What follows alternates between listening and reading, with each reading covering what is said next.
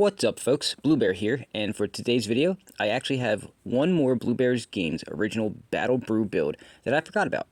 I call this deck Crazy Cat Lady, and it should be obvious what the deck strategy is here.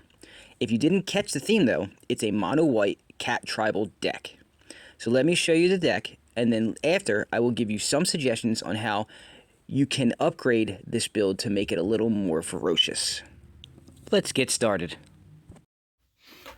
Okay, so let's start off with the creatures, then we'll do the non-creatures, and then the lands. So this is your run-of-the-mill cat tribal deck, alright? The theme here is going to be a little bit of lifelink so you can keep yourself alive, and then a couple of token generators to make more cats. So I'll do the 1-drops first. Trained Caracal. It's a 1 to cast 1/1 lifelinker. Naturally, that's just a good fit. A Johnny's Primate is the 2-drop. It's a 2 to cast 2/2. That whenever you gain life, you put a +1/+1 counter on it. And that's where the other part of the theme is. So you're gaining life so that you can make one set, actually, because there's a play set of them in here, of cats bigger as you go, making them pretty much impossible to ignore. The 3-drop is Kemba's Skyguard. So it is a 3 to cast 2/2 flyer, which is not very common in the cat section. But when it comes into play, you gain 2 life, which again plays off of the Johnny's Primates. Got a playset of those. We got some King of the Prides in here for some creature buffs. So it gives all other cats +2/+1. It's also a 2/1 itself. Got 2 of them in there.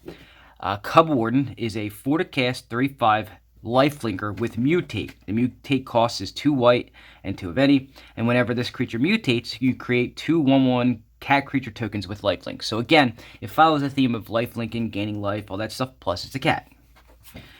The next up is a Johnny's Chosen. It's a 4 to cast 3/3 that whenever an enchantment enters the battlefield under your control, you put a 2/2 white cat creature token onto the battlefield. If that enchantment is an aura, you may equip the token with it.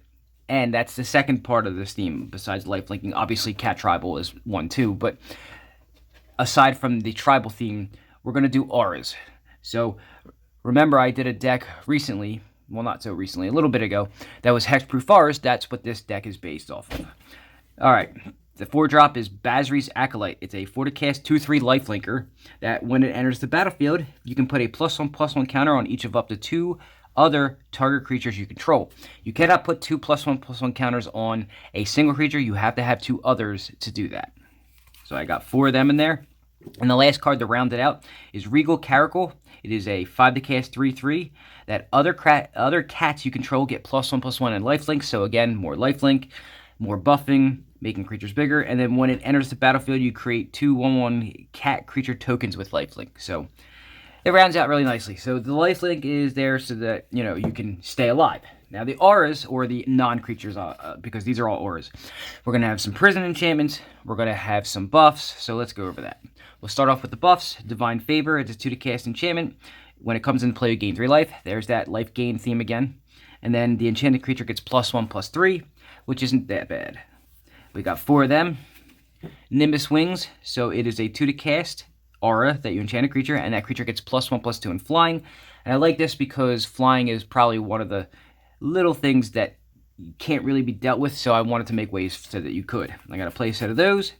And then on Sarah's Wings is a 4 to cast legendary aura that when you enchant the creature, it becomes legendary, and it gets +1/+1 flying, vigilance, and lifelink. So again, more ways to deal with flying if you have to. Specifically because vampires are a thing. Apparently they're a very popular build, and most of the vampires, not all, but most of them fly. So I got 2 of them in there.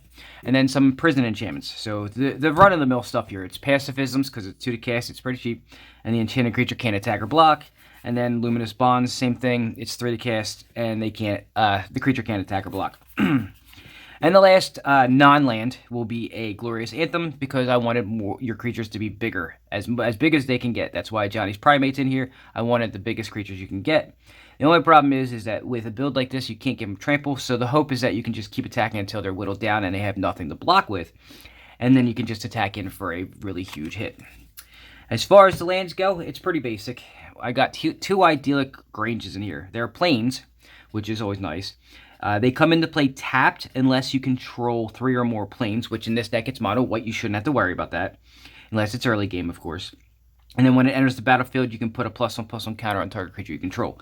I included 2 of them in here make your creatures bigger. And then the rest is basically just plains. So nothing too spectacular on the lands, but a little bit of help with the idyllic ranges. So that's the budget version of this deck. It's a fun build that I make and sell and really hits a spot for you cat lovers out there.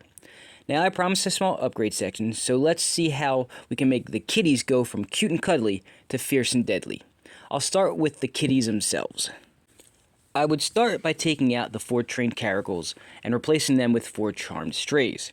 The strays are almost identical to the caracals, but they have the ability to grow, which is always nice. Then I'd take out the 4 Kemba Sky Guards and swap in 2 Brimaz King of Oreskoses and 2 King of the Prides. The ability to make more kitties and also buff them is a little better than just gaining life, especially since the Brimaz tokens have lifelink, which accomplishes more in the long run. Next, I would take out the 4 Basri's Acolytes and add in 3 Cub Wardens and 1 Regal Caracal. Again, more tokens and more buffs seem better for this deck overall.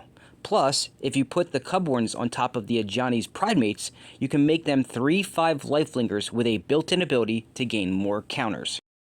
And finally, to round out the creature changes, I would take out the 2 On Sarah's Wings and 1 Ajani's Chosen and add in 3 Leonin War Leaders. It's a 4/4 for 4 mana that again creates life-linking kitties, which is what you want. Now, let's look at the non-creatures. White has some of the best aura-based creature buffs in the game, so I'm going to steal a page from the Hexproof Auras book and suggest taking out the 4 Divine Favors and put in 4 Ethereal Armors.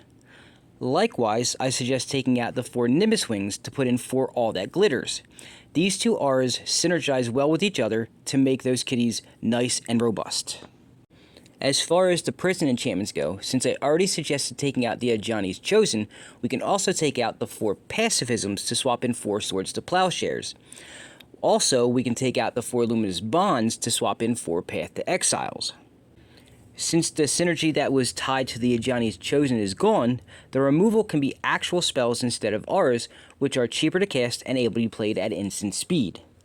Now, as far as lands go, the good thing is that this deck is mono white, so no need for dual lands of any kind. So that leaves us with utility options to look at. Nothing is cat based, so we need to look at generic utility stuff, and there were a couple I could think of. I would say that you could take out 2 plains and replace them with 2 Hall of Heliod's Generosities. These can help if you keep the enchantment prison effects, but can also help with the buff auras by getting them back for you if one of your precious kitties dies while enchanted. And the last suggestion I have for you to make this deck really ferocious isn't budget, but it's close. I'd take out 2 more plains to add in 2 Emiria Disguised Ruins.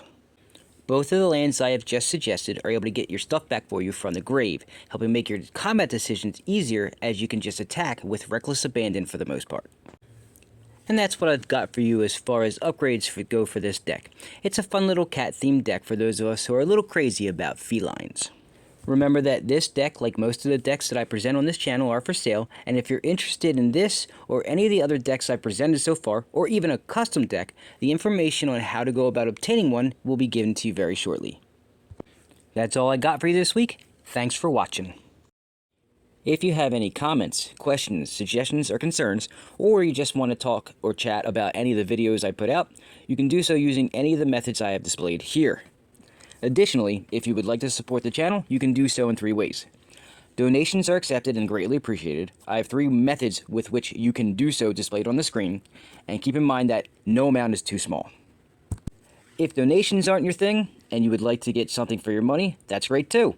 I sell a lot of the decks I present on the channel, as well as mystery packs. So, if you're interested in any of these, you can contact me using the information I have up on your screen right now. Directly contacting me is usually the best and cheapest way to do so, but you can always look at what I currently have available on the Facebook Marketplace.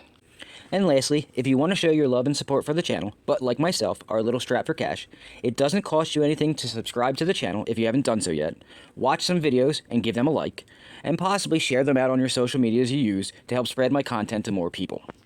No matter what way you choose is greatly appreciated and will help support the channel, and I thank you for it.